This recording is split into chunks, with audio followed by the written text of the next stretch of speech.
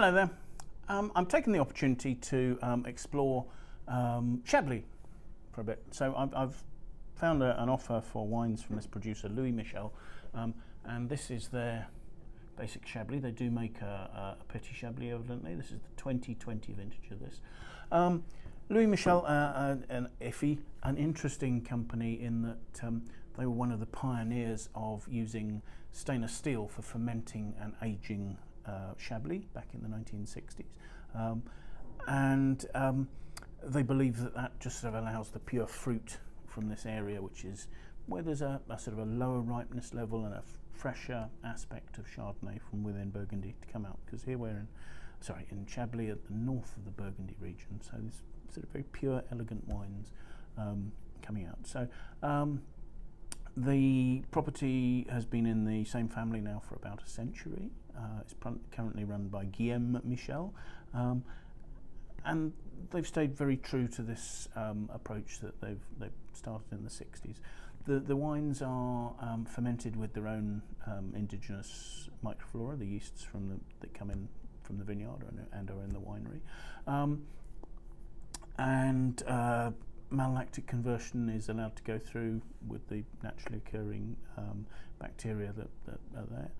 The wine spends somewhere between 6 and 10 months in tank, so staying in the stainless steel tanks, maturing on its lees, and as the lees break down, they will impart richness and also some sugars into the wine that will help the texture and the flavour there. But so there's no oak influence whatsoever on this.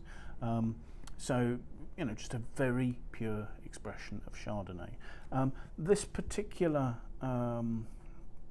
cuvée of Chablis comes from, because the family have been in Chablis for so long, they have some vineyards in good locations. So although it's not entitled to a Premier Cru designation, these are from vineyards that come from the Forêt Valley, where there is a Premier Cru, from near Vaillant, where there's a Premier Cru, and also there's a fair-sized parcel on the other side, on the right bank of the Seran River, just below Monte du Tonnerre, where they have one of their Premier Cru.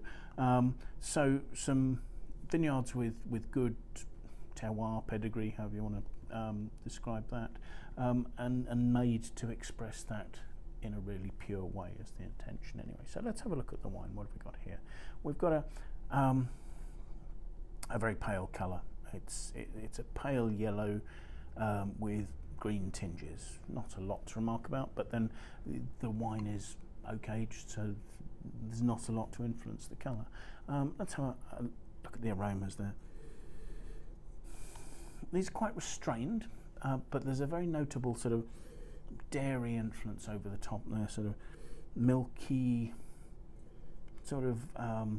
creamy notes. Maybe a tiny mealiness actually, and then there are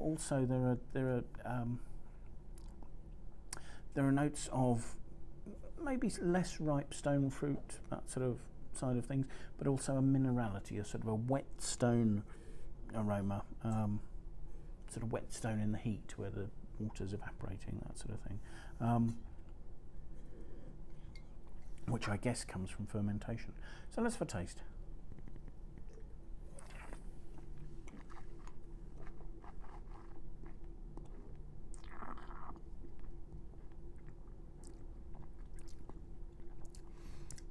The wine's completely dry.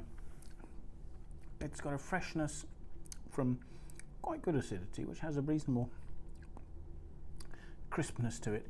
It's light to medium bodied. There's a fair texture to the wine. The alcohol stands out a little as giving a bit of warmth at the finish. It doesn't stand out as hot, but it is giving a little bit of body there. Again, there's that sort of the dairy notes. There's the delicate sort of stone fruit notes. There's a bit of a lemony crispness. There's a very slight hint of sort of floral blossom notes, but all very restrained, quite harmoniously together. Nothing stands out particularly sharply, and the flavours last reasonably well, with Simple flavours like shellfish, seafoods, that sort of thing. This would cut through very nicely, maybe with goat's cheeses, that sort of thing. So a wine that would cover a lot of bases in terms of food matching, simply because of its lovely freshness and crispness, and it's not going to be too heavy. It's 12.5% alcohol, and that lasts really nicely. So yes, Chablis from Louis Michel Fils. That's the 2020 vintage. I hope you find that interesting. Thank you for watching. Bye now.